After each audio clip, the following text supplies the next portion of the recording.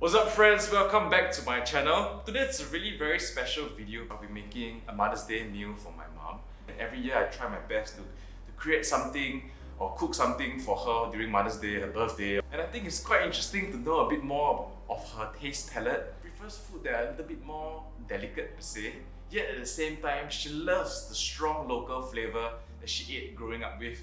And I think it's always very interesting to combine her favourite ingredients and spices and my favourite way of cooking to create these very interesting meals for her. I would like to take this chance to wish all mothers out there a happy Mother's Day. Today it's your day. Well, enough talking, let's get cooking.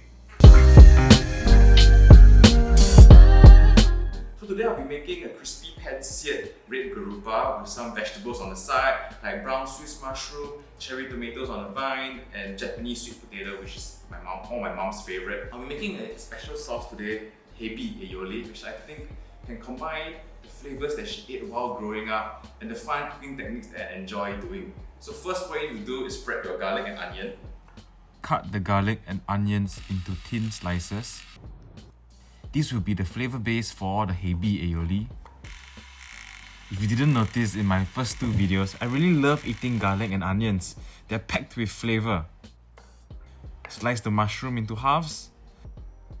For the sweet potatoes, I made it in my very first video, but I am going to make it again as it is super simple and delicious. Slice it in half lengthwise and then dice.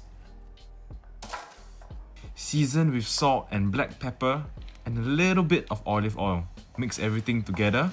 For the red garoupa, I like to remove the skin and roast it in the oven for an insane crisp, almost like a kerupuk.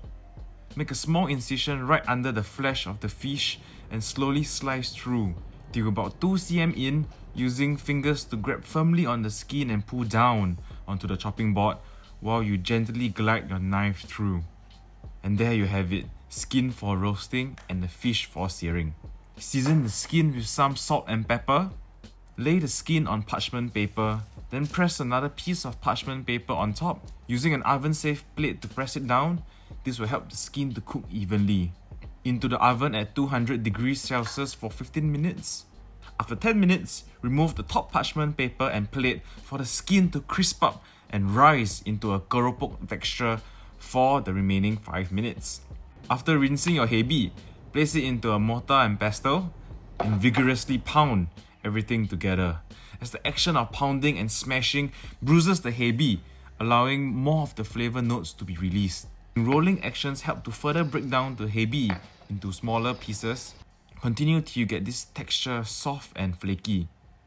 In a low heat pan, add 130 ml of olive oil, add in your garlic and onions and the Hei Bi. Let the oil slowly heat up and the flavours from the garlic, onions and Hei Bi to be infused into the oil. Stir frequently for even cooking and prevent them from burning. To fragrant and golden brown, prepare a sieve and pour the fragrant oil into a container. Oh my goodness, if only you can smell the aroma, it's so intense right now. Gently press the excess oil. Now we are going to make the Hei Bi Aioli. Using 1 pasteurized egg yolk, 1 tablespoon of fresh lemon juice, vigorously whisk them together. Slowly add in the fragrant oil and continue to mix. It is important to add the oil slowly to let the mixture emulsify together. The warm oil will also cook the eggs as you mix, so don't worry, you're not eating any raw eggs. Honestly, it's gonna take a while, but only the best for mom, right? And the fried mixture, but leave some behind as it will be used for toppings later. Continue to mix everything together for the flavours and aroma to be combined. Remember, best effort for mom, so keep whisking. Till you get this beautiful velvety texture, the aioli is done. Using the fragrant oil left in the pan, gently place the fish down. After a minute, add in the mushroom.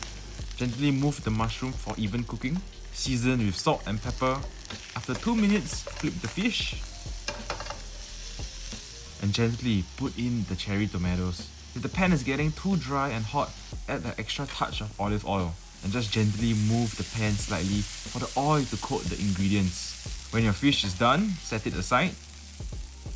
Continue cooking the mushrooms and cherry tomatoes. Mushroom has a lot of water, so the longer you cook, more of the water sweats out to get a stronger flavour in every bite. By tossing, it helps the liquid in the pan to evaporate and for the mushrooms to sweat out faster. As usual, I like to zheng my cooking.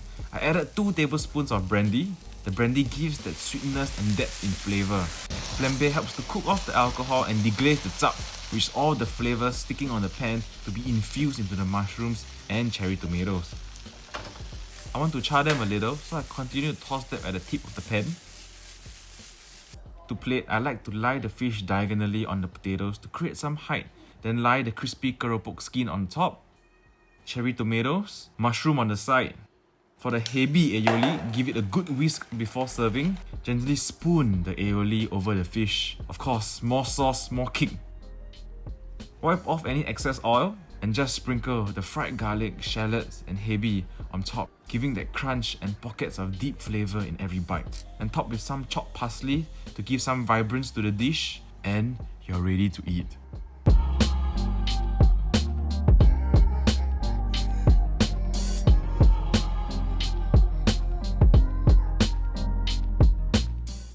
I feel the perfect drink to pair with this dish is an ice-chilled Sauvignon Blanc.